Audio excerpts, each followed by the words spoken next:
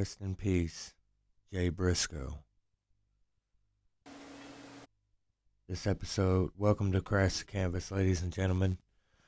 Unfortunately, this isn't too happy of an episode as we have lost a true pioneer in tag team wrestling in Jay Briscoe, tragically Tuesday night in a car accident. We'll speak on that in a little bit, get the other bull crap out of the way. Was hoping to come to you guys this week and explain to you guys what the Jesse James bandana, the OJ glove, and a yellow flag and Vince McMahon all have in common, right? Or, what Tony Khan did or didn't do this week. But that's all changed. I will get into WWE real quick. Monday night on Raw, best segment of the night was the Bloodline and Judgment Day, in my opinion. With Jay hinting at something as it pertains to Raw 30 this coming Monday, when he mentioned a public tribal chief acknowledgement with the entire family. Dwayne's part of that family. Still might get the Rock Roman WrestleMania. Maybe a hint. What a way to play with it, though. Maybe Cody coming back. The announcement of Cody coming back at the Rumble. Could we do that? The Rhodes bloodline. Obviously doesn't run like the Samoan bloodline, but it's bloodline versus bloodline, right? Fast forward to Friday night, you had the contract signing between Roman Reigns and Kevin Owens that ended with Kevin Owens attacking all the bloodlines, Sami Zayn coming out late, Roman eating a stunner and a pop-up powerbomb through the table as a result. I've said this before on SiriusXM satellite radio on Busted Open, by the way, which is on Monday through Saturday, 8 a.m., 11 a.m. Central Standard Time. That's 9 to noon on the East Coast. But I believe it was the Monday after Thanksgiving, right? It was a Hall of Fame of Pain edition, which is the duo of Bully Ray and Mark Henry. And they're all the time talking about, and this was on the heel of War Games, mind you, and they're all the time talking about, the Godfather movies as it pertains to Roman and the Bloodline.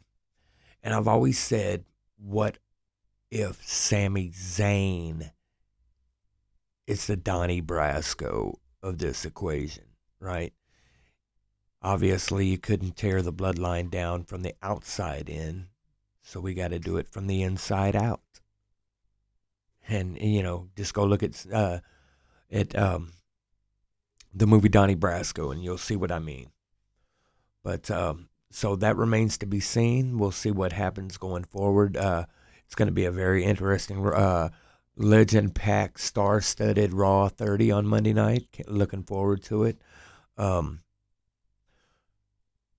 Spoke good on, the one good bright spot that I did catch that I enjoyed the most of any AEW television this week was Brian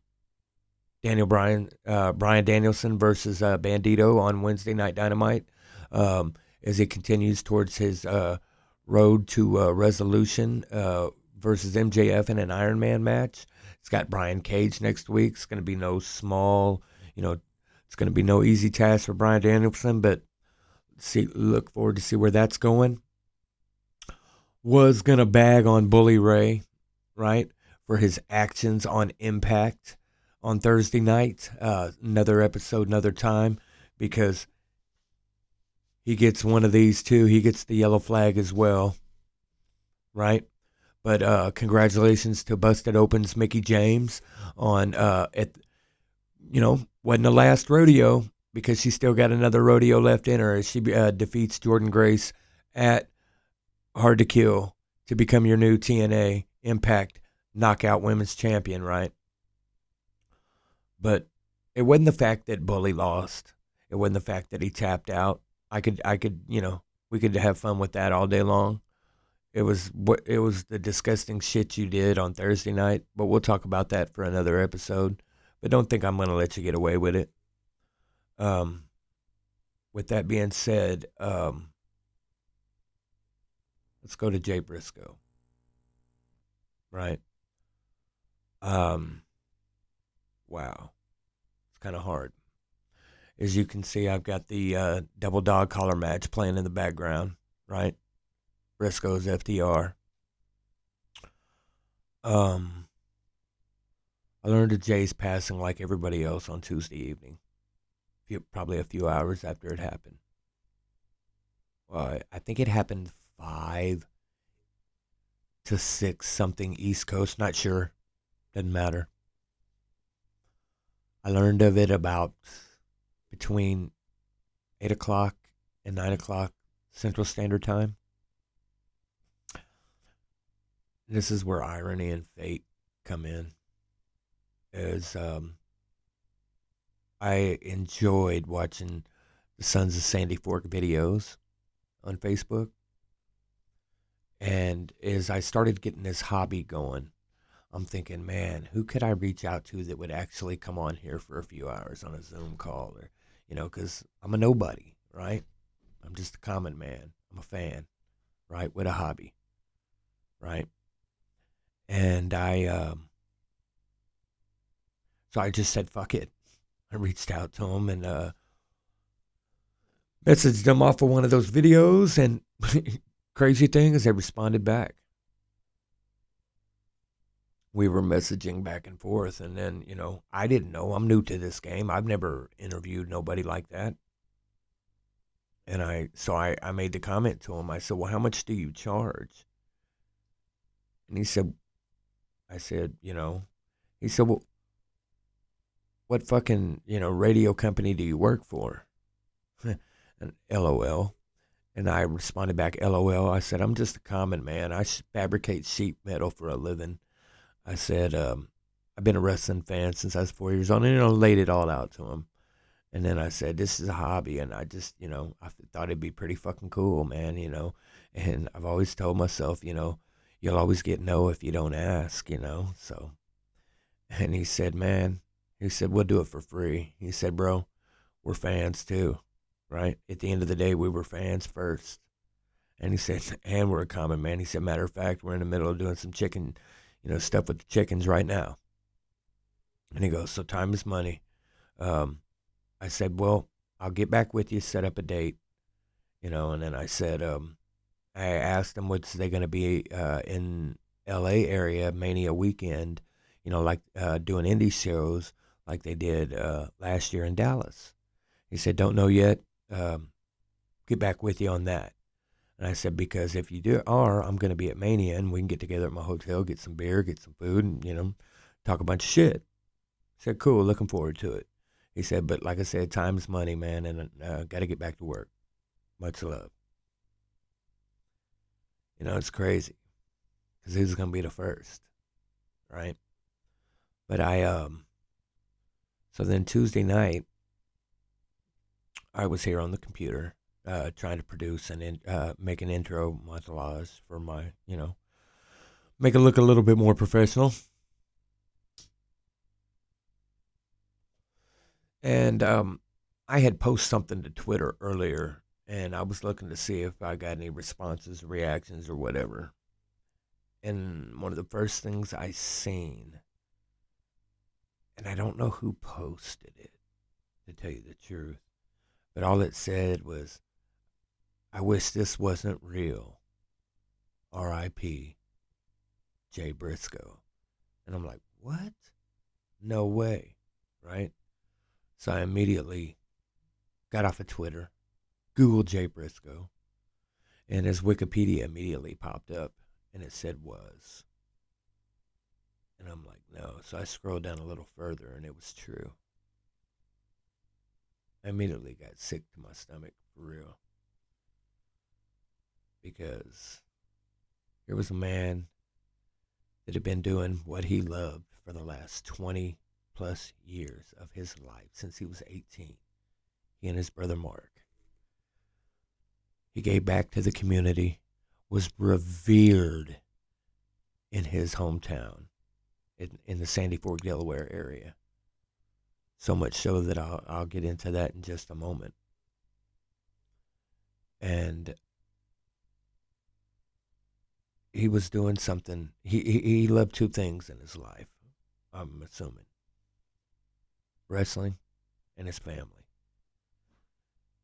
And when he got in the car wreck occurred when after he was on his way home from picking up his daughters from cheer practice, doing what he loved, being a dad, doing husband things, and lost his life. You know, they say God had another plan for him, right? Which brings me to kind of a fate type thing.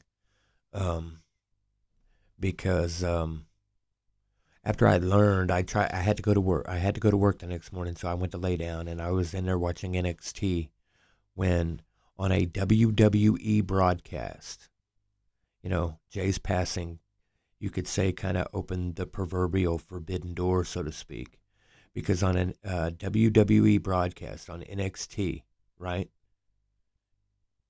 the passing of Jay Briscoe was announced live on the air. So I immediately thought the next night on Dynamite that AEW would do something, you know, special for him, right? And because of a Warner Discovery executive not wanting the Briscoes in AEW, Tony Khan was not allowed to do nothing more than a video, not even a video, a picture of Jay at the end of the signature of the show, at the beginning. It just said Jay Briscoe, rest in peace or in loving memory, right? No 10-bell salute. You know, if you guys had the armbands on, Jay Lethal was one of them that notably stood out that night. But WWE on Friday Night SmackDown, right? During the opening match between the Viking Raiders and the Banger Brothers, Michael Cole spoke of the tragic passing of Jay Briscoe. And then you've seen guys like Kevin Owens, the Viking Raiders, Seth Rollins, among others, right? With armbands that either said Dem Boys, Jay, or the Briscoes, right? On WWE, AEW, who owns Ring of Honor, and the Briscoes were on the very first Ring of Honor show, and on the very first last Ring of Honor show. They were 13-time Ring of Honor World Tag Team Champions, right? They just arguably had the greatest tag team match of the last decade, right here that you see in the back, with a double dog collar match against FTR. And you couldn't give this man a 10-bell salute. Fuck you, Warner Discovery. And Tony Khan, football guy, you get a fucking flag. Flag to Tony Khan for not having the balls to say, I'll pay the fine. Give the man a 10-bell salute.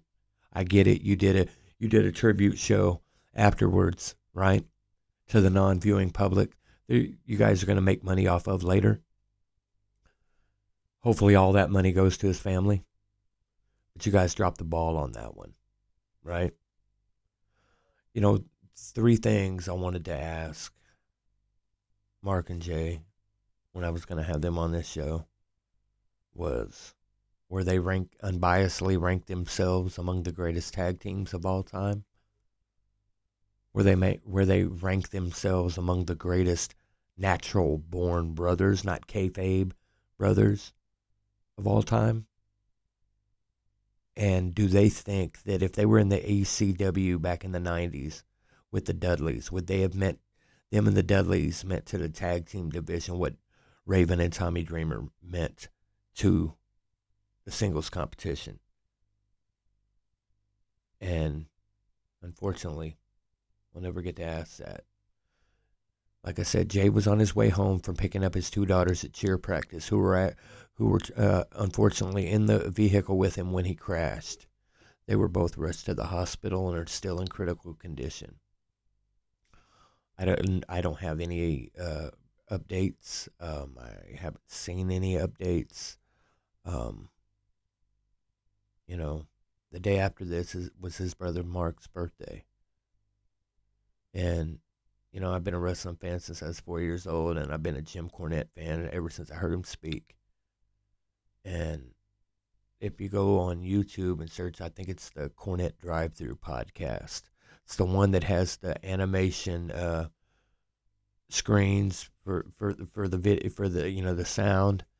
And Jim Cornette was visibly and verbally upset. He was in tears when he was reading stuff about Jay Briscoe. That's how much Jay meant to everybody in the wrestling business. Everybody that's tweeted out anything about him always said that he greeted you with a smile, a handshake, and a hug. And then after the show, let's go get something to eat and get some beer. Right? Didn't matter if he's seen you every weekend, every day, every once in a while. It was the same Jay then, and then it was the same Jay to the end. Right? If anything, we need to learn a lot from the passing of Jay Briscoe. That never to take life for granted and never ever pass up an opportunity to tell someone you love them, tell someone you're sorry. Be the bigger person to reach out to somebody, not for them, but for yourself, right? So I ask everybody watching to do just that. Think of yourself.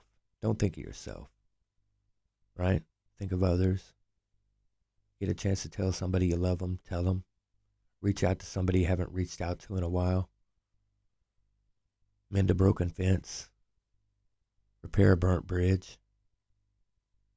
But do it with peace and dignity. Continue to pray for Jay's family, his wife, his kids, his son, his parents, town of Sandy Fork, Delaware. And also continue, and more importantly, continue to pray for his brother Mark. Not only did he lose a tag team partner, he lost a brother, he lost his best friend, right? So again, I'm not gonna leave you with the usual closing, as I don't think it definitely doesn't fit this, but I will say this: peace, love, and happiness to us all. Rest in peace, Jay Briscoe.